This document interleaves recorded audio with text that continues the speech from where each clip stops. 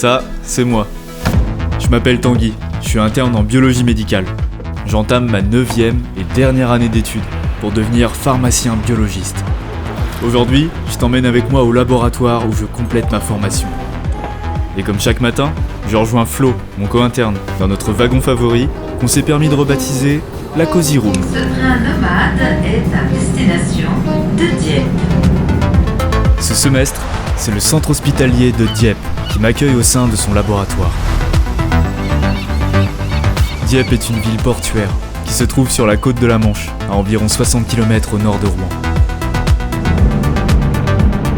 Notre mission au labo, c'est de réaliser et interpréter les analyses des patients de l'hôpital. Le labo est divisé en deux parties. Là, c'est l'hématologie et la biochimie. Et ici, derrière cette petite lucarne, se trouve la bactériologie, où je travaille actuellement. Tu l'auras deviné, en bactériaux, on s'intéresse aux bactéries. Mais pas n'importe lesquelles. On recherche surtout celles qui sont capables de provoquer des maladies infectieuses. 24 heures sur 24, le labo reçoit les prélèvements des patients hospitalisés, pour lesquels on suspecte une infection. Notre but, c'est de rechercher et mettre un nom sur les micro-organismes pathogènes potentiellement présents dans les échantillons.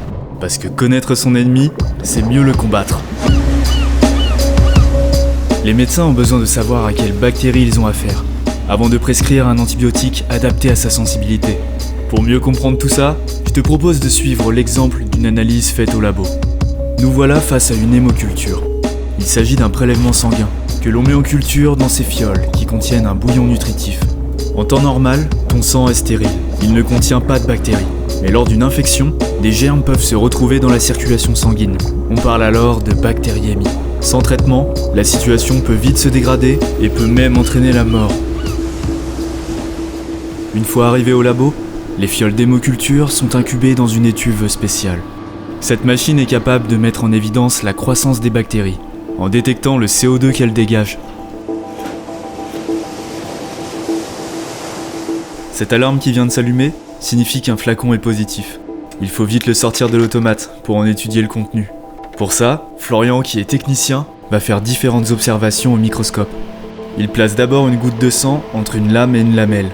Avec ce simple examen, on peut voir les bactéries s'agiter entre les globules rouges. Mais c'est pas suffisant. On a besoin d'en savoir plus sur le germe auquel on a affaire. Pour ça, Florian étale les bactéries sur une lame, qu'il colore avec le célèbre protocole de Gram. Cette technique permet de rendre les bactéries bien visibles et de les classer en deux catégories. D'une part, les bactéries à Gram positif, qui sont colorées en violet, et d'autre part, les bactéries à Gram négatif, qui apparaissent en rose. Et en plus de la couleur, il faut observer la morphologie. Les bactéries peuvent prendre des formes très variées, mais on distingue communément les cocci, qui sont des bactéries sphériques, et les bacilles, plus allongées. Donc si t'as bien suivi, on peut observer ici des bacilles Gram négatifs. Ça n'a pas l'air de grand chose, mais cette info est précieuse pour orienter le traitement. Florian dépose maintenant des gouttes de prélèvement sur des milieux de culture pour isoler la bactérie et ainsi mieux l'étudier. Au labo, on appelle ça des gélos chocolat, mais je te déconseille vraiment d'en manger un morceau. En réalité, elle renferme du sang cuit, un milieu très nutritif particulièrement apprécié des bactéries. Après avoir passé 24 heures au chaud, les bactéries se sont développées et ont formé des colonies. Leur aspect un peu muqueux et le test à l'oxydase qui se révèle négatif nous oriente vers un germe de la grande famille des entérobactéries. Pour confirmer nos observations et connaître précisément le nom de l'espèce, on analyse les colonies avec un automate, qui va réaliser différents tests biochimiques et donner une identification avec un pourcentage de certitude. Résultat ici, Escherichia coli. C'est une des bactéries les plus rencontrées en médecine humaine.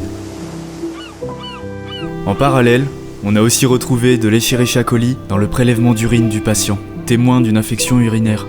En discutant un peu avec le médecin, on pense que les bactéries qui ont infecté les reins ont réussi à se frayer un chemin jusqu'à la circulation sanguine. Maintenant qu'on a mis un nom sur le coupable, il s'agit de savoir quel antibiotique utiliser. Pour ce faire, on a réalisé ce qu'on appelle un antibiogramme. Le principe, on dépose la bactérie sur un milieu de culture et on dispose des pastilles imprégnées d'antibiotiques qui vont diffuser dans la gélose. Et lorsque la bactérie est sensible, on observe des cercles d'inhibition de sa croissance autour des pastilles. Et cette fois-ci, c'est à mon tour de bosser et d'interpréter cet antibiogramme. Pour ça, je suis aidé par ce lecteur, un automate capable de scanner et de mesurer les diamètres d'inhibition.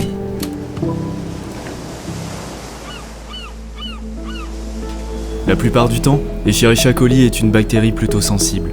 Elle se trouve à l'état sauvage, ça veut dire qu'elle n'a pas acquis de mécanisme de résistance. Mais ici, comme tu peux le voir, notre colis est résistant à 3 antibiotiques de la famille des pénicillines. Ça veut dire qu'elle s'est armée d'une pénicillinase, une enzyme capable de détruire ces molécules. Pour contrer cette arme, une stratégie consiste à associer l'amoxicilline avec un inhibiteur de pénicillinase, comme l'acide clavulanique. L'acide clavulanique agit un peu comme une sorte d'appât pour les pénicillinases, en faisant diversion et en permettant à l'amoxicilline d'exercer tranquillement son effet antibiotique. J'espère que cette vidéo t'aura appris des choses et qu'elle t'aura éclairé sur le travail que l'on réalise en labo de bactériologie. La journée se termine au labo, mais avant de sauter dans le train pour rentrer chez moi, j'en profite pour me faire vacciner contre la Covid. D'ailleurs, en parlant de vaccins, ils font partie des remèdes qui ont le plus contribué à enrayer les maladies infectieuses et à augmenter considérablement notre espérance de vie. J'ai beaucoup d'espoir dans ce traitement, qui nous permettra très certainement de tourner la page de cette pandémie. Je remercie chaleureusement l'équipe du labo et mes différents partenaires, et notamment les biologistes médicaux. Leur rôle est déterminant pour l'avenir de notre profession. N'oublie pas de mettre un petit like, et surtout, abonne-toi pour ne pas rater mes prochaines vidéos. Allez, je te dis à bientôt.